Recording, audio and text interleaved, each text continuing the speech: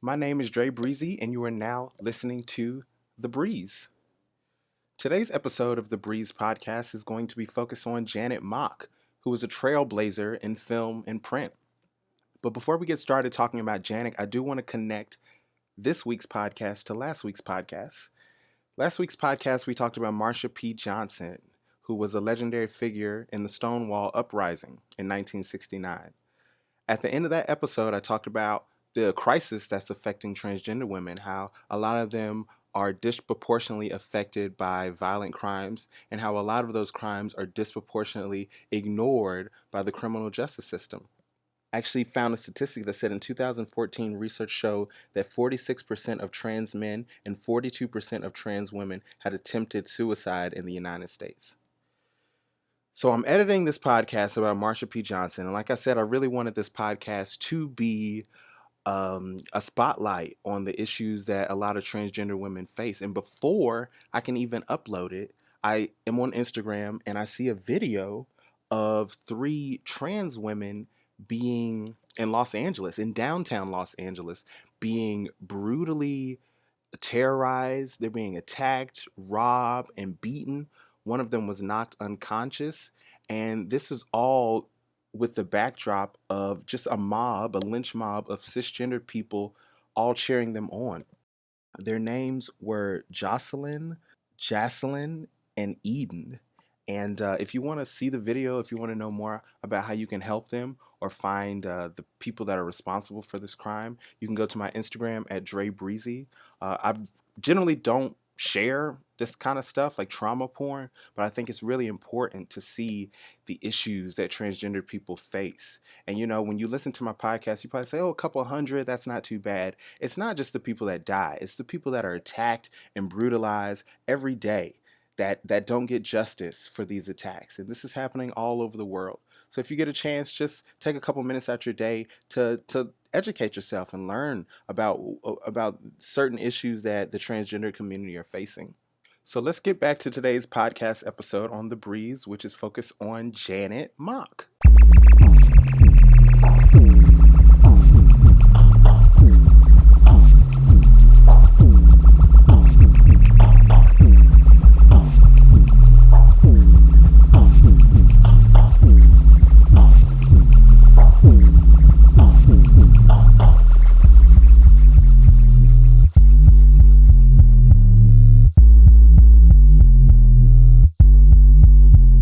Janet Mock was born Charles Mock on March 10th, 1983 in Honolulu, Hawaii. She was the third of 5 children between 2 parents of drastically different backgrounds. Janet's father was an African American in the Navy and very complex. Her mother was interracial and was a worker in Honolulu during their short marriage. Janet describes their relationship as messy, stating that they both suffer from addiction and codependency issues. They split when Janet was 3. Janet's mother decided that Janet and her brother needed a more masculine and strict influence, so she sent them to live with their father in Oakland, California. During this time, Janet could not help but express her gender identity, which led to tension and conflicts with her father. Janet always knew that she was a girl. So a lot of the tension she had with not only her family and the larger society around her was built around the fact that she was more expressing her gender identity. Janet's father felt a huge amount of shame and frustration with her due to the stigma around non-binary or transgender people. This was also exacerbated by hyper-masculine military culture. The breaking point came when her father discovered that she'd been using a female alter ego named Keisha, and he forced her to shave off her hair. Now, Keisha kind of came across for Janet very fluidly. She had a friend that she used to hang out with, and back in the day, boys would call, and I think the boys would call her friend, and a lot of times she would kind of play along as this girl named Keisha for her friend, in order, to kind of vet them, kind of feel them out, see what's going on. So one time a dude calls, and she's going by the Keisha thing, and he's like, well, screw your friend, like, I'm trying to holler at you. So They hit it off, everything was cool. I mean, these are young teenagers, so hit it off means really nothing. They talked on the phone, and one time he goes to her house and he asks for Keisha, and her father connects the dots. And yeah, he forces her to shave off her hair. She has an interview with Google Talks where she describes her experience. So I think it was the first time my father really truly saw me. I think he saw me before, but it was easy for him to deny it because other people didn't recognize or see, right? So having this boy walk up into his sister's space and to say, I'm looking for Keisha, this girl, my father, he needed to correct that. And so for him, he, as you just explained, he shaved my head, and that was my only sense of a physical embodiment of my girlhood at the time, right? Of my true identity, as how I knew myself. And so my father doing that, he thought that he was erasing it, but hair does grow back, even though it was very traumatic at the time, and I had to really go through it for a year and a half. I think that it was just this moment where he was very confused and he was battling himself and battling his own ideas of what gender is and what his role as a father was to raise this child that he saw as his son, that was his namesake, and all of these kind of things. And so I think that it kind of is symbolic of a lot of our interactions growing up. And you see those little moments, and he even threatens me like years before that he'll cut my hair, and it was always the big threat. And so when he actually followed through on that, I think it was a major pivot in our relationship. Something I thought about as I was listening to that interview was how, in many ways, the shaving of one's hair is a strong tool that our oppressors use to oppress us. I don't know if you guys remember a couple years ago, there was that black kid who was a wrestler. And the school, it was a wrestling tournament going on. And for some reason, the school decided that the dreadlocks he had had the entire season that he had been wrestling were somehow unacceptable. And so they publicly humiliated him by shaving off his hair in front of everyone during this wrestling tournament. And there are plenty of other examples of either white people forcing black people, restricting our hair through jobs, restricting our hair through careers, restricting our hair through in schools. And we see this with the way that Janet's father treats her and her expression of her gender identity through her hair. In a lot of ways, our oppressors realize that our hair is one of the first symbols of our identity as black people or as Latino people or as women or men. And so they realize in restricting that and oppressing that, they're restricting and oppressing our identity. Shortly after this ordeal, Janet's godfather realized the harsh conditions in which she was being raised and contacted her mother. She states in her interview that, I think my godfather, who was my father's Navy buddy, came to visit us and saw how we were living, and he contacted my mother, and my auntie Joyce did as well. She found her in the phone book. I know, very old school, and they called her up. And I remember OJ was being chased in the Bronco. The moment when I talked to my mom and I was on the phone with her as this madness was going on television, and everyone else was paying attention to this, but the greatest headline in my life was my mom was reconnected and talking to me and saying, I'm going to come and send for you all. Janet and her brother moved back to Hawaii when she was 12, which marked a huge turning point in her life. In Hawaii, there was a much more relaxed culture around transgendered and non binary people. There was even a term that Native Hawaiians used to describe a third gender, mahu. That was the first term that was thrown at her by a young girl that would quickly change her life. That young girl's name is Wendy, and she was influential in providing the catalyst that Janet needed to thrive. Wendy was also transgendered and proudly flaunted her identity at a very young age. Being raised by her grandparents, they took a very hands off approach. Wendy was allowed the freedom to wear the female clothes and the makeup, the nails, the lashes that she wanted to as a young teenage girl. In acquiring a friendship with Wendy, Janet also had access to that freedom. Through Wendy, she was able to fully embrace her female identity without scorn or persecution. Wendy also introduced Janet to estrogen hormone pills, which allowed her body to reflect the identity that her mind had always had. In her Google Talks interview, Janet describes her relationship with Wendy. point our lives went in separate directions at certain points. I kind of write about it, and when we came back to in adulthood, really seeing each other again, it's so great to have that shared history with someone, but also just a sense that history also breeds so much intimacy because there's nothing that I've ever had to explain anything to Wendy. Mm-hmm. She just always has seen me and known me and affirmed me and validated me and also like nurtured me as a friend. And like and I always think of like sisterhood and just good friendships and any kind of relationships, whether they're romantic or platonic or sisters or brothers or siblings.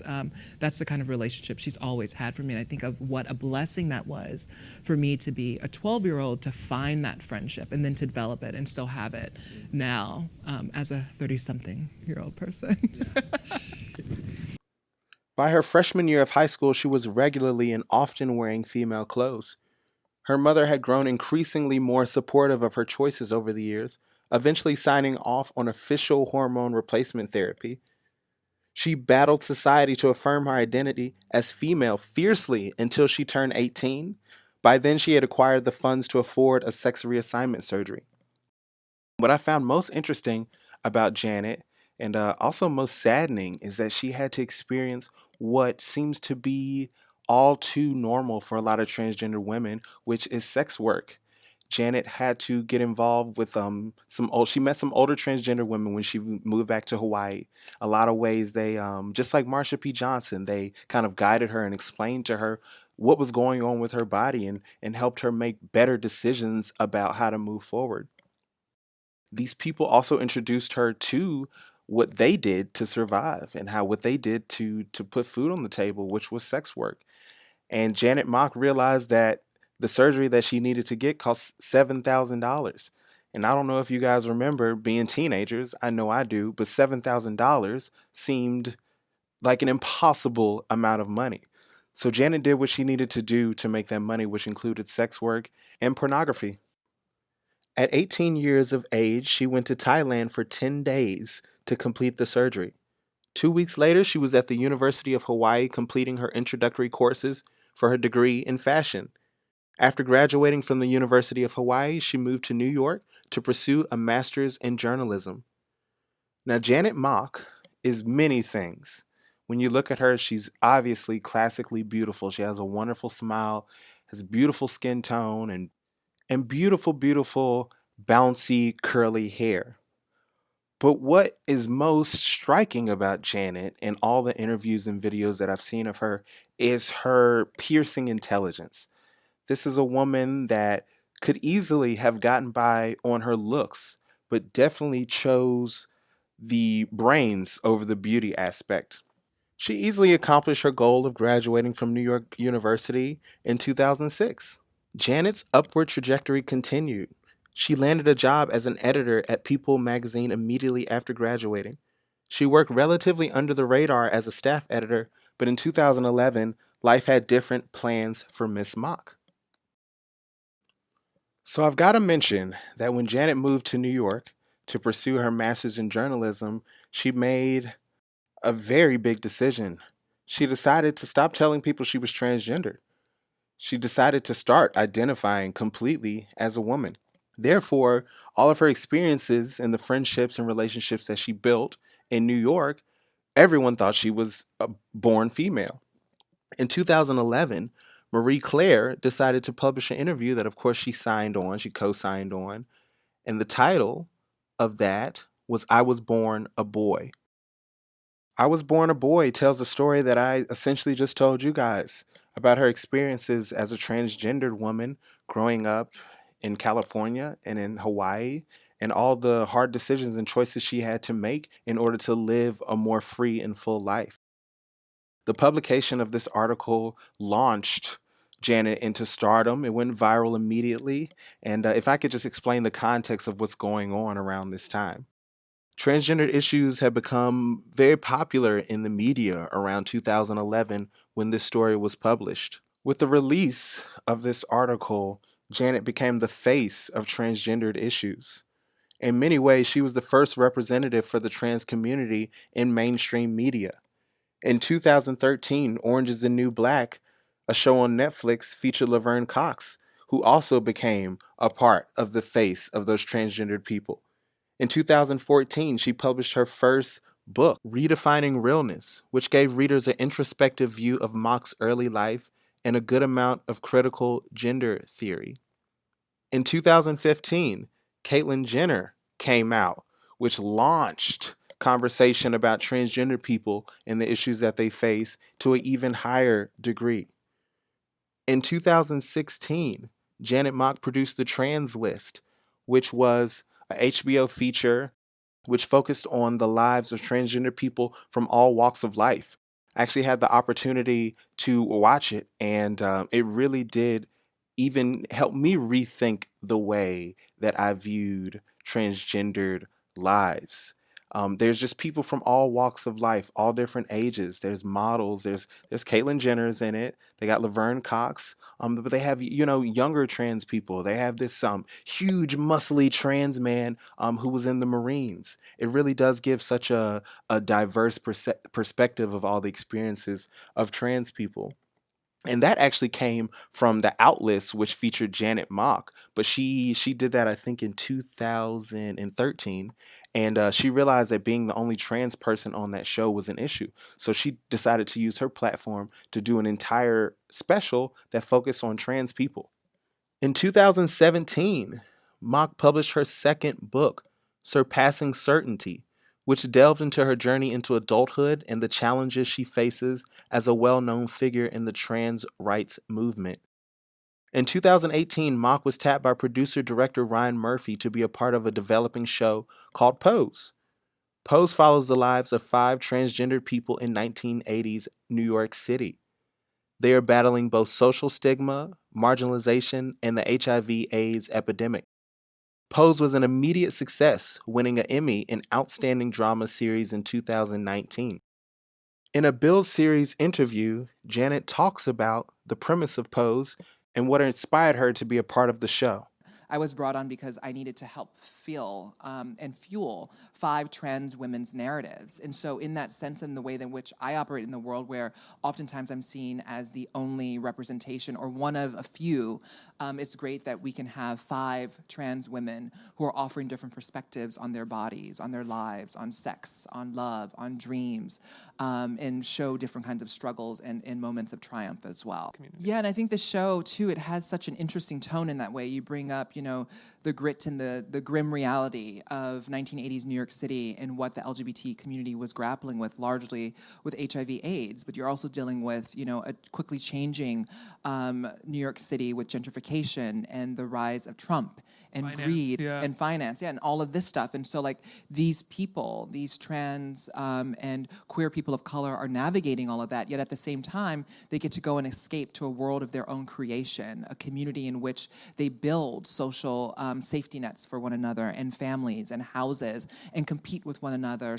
So, as you can see, Miss Mock has been hustling. Throughout this experience and her journey, she's won tons of honors and awards. In November 2012, the Sylvia Rivera, you guys remember her, Law Project gave Mock the Sylvia Rivera Activist Award. Mock was included in the Trans 100, the first annual list recognizing 100 transgendered advocates in the U.S. In 2013, Mock was honored as a member of the Out 100 Most Compelling People of the Year. In April 2014, GLSEN presented Mock with the Inspiration Award. She was included as part of the Advocates' annual 40 Under 40 list, as well as their list of 50 most influential LGBT people in the media. In 2015, Time named her one of the 30 most influential people on the internet and one of the 12 new faces of Black leadership. In February 2015, the American Library Association honored Redefining Realness with the Stonewall Book Award. In June 2015, Mock received the inaugural Jose Esteban Munoz Award from the Center of the LGBTQ Studies. Throughout all of this fame, Janet has remained humble and appreciative of the opportunity she's been given. In 2017, she was invited to speak at the 2017 Women's March. During her speech, she dedicates it to the issues and the crisis that transgendered people are a part of. The crisis that I mentioned in last week's podcast, at the beginning of this week's podcast, and a crisis that only seems to be getting worse across the world. In her speech, she says, I stand here today most of all because I am my sister's keeper. My sisters and siblings are being beaten and brutalized, neglected and invisibilized, extinguished and exiled. My sisters and siblings have been pushed out of hostile homes and intolerant schools. My sisters and siblings have been forced into detention facilities and prisons and deeper into poverty. And I hold these harsh truths close. They enrage me and fuel me, but I cannot survive on righteous anger alone. Today, by being here, it is my commitment to getting us free that keeps me marching. Our approach to freedom need not be identical, but it must be intersectional and inclusive.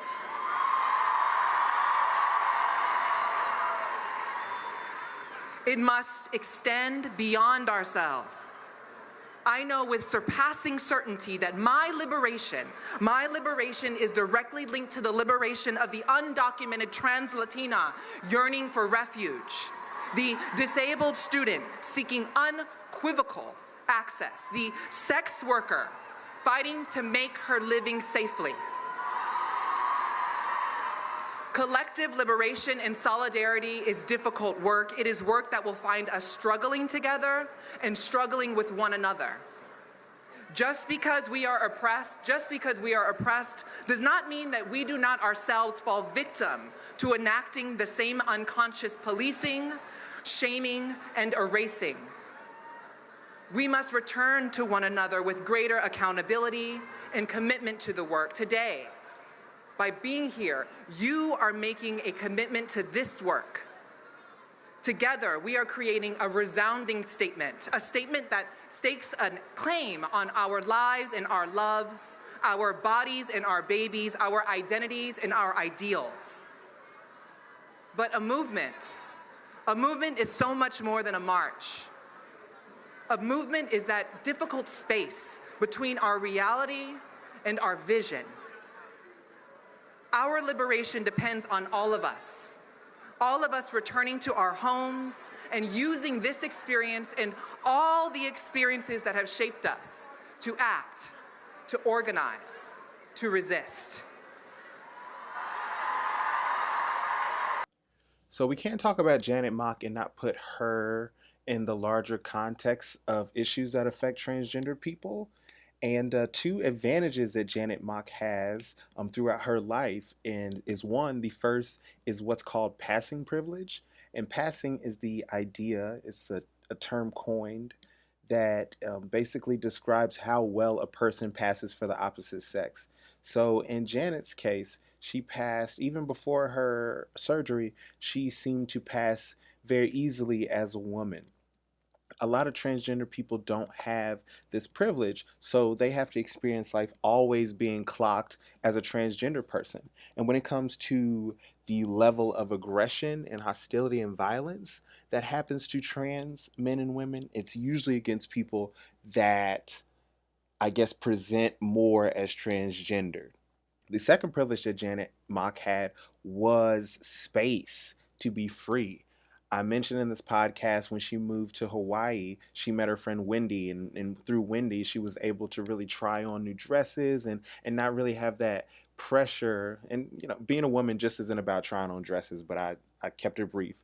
But she had the space to be free and to really to create her identity.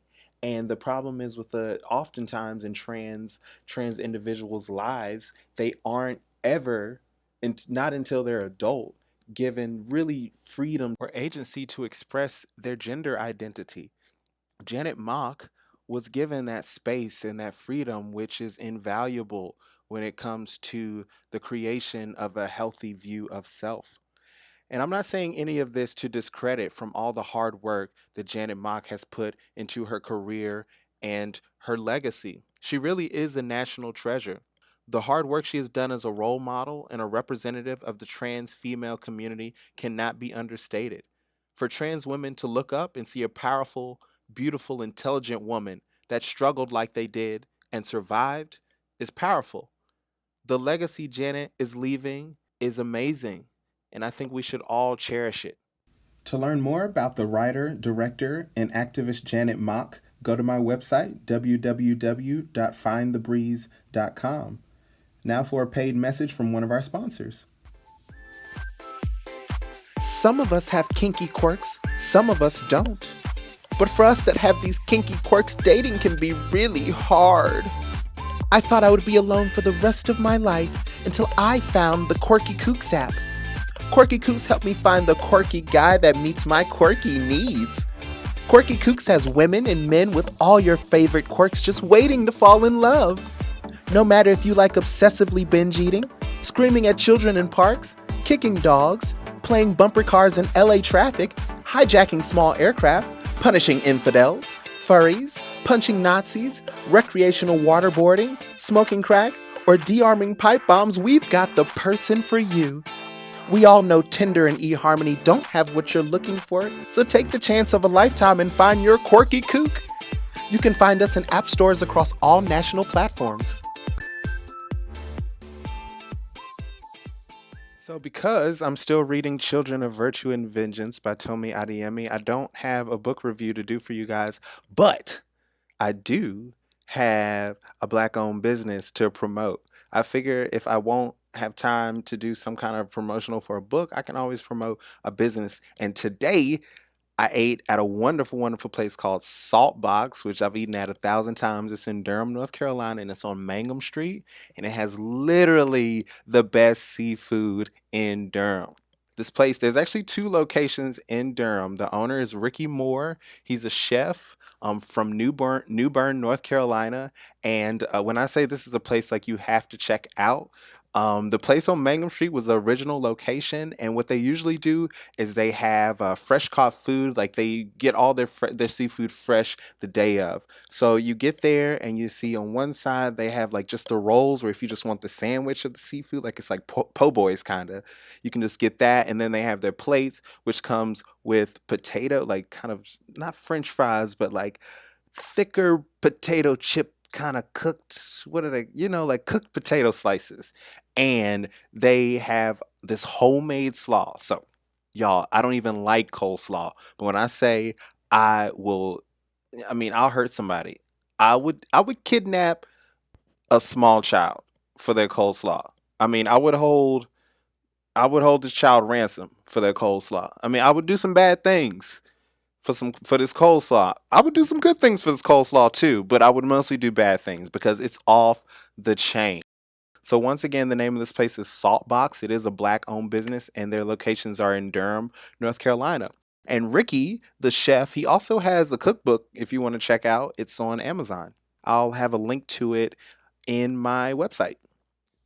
Is it because I'm Black that you question my authority? I don't take disrespect, so you about to hit the door, you see. Your choices show that you are working on a lower pedigree. My brain is high, I'm so alert, it's like I am a battery. So zap be gone and take your flag and start another colony. I'm not willing to hear more of Confederate apologies.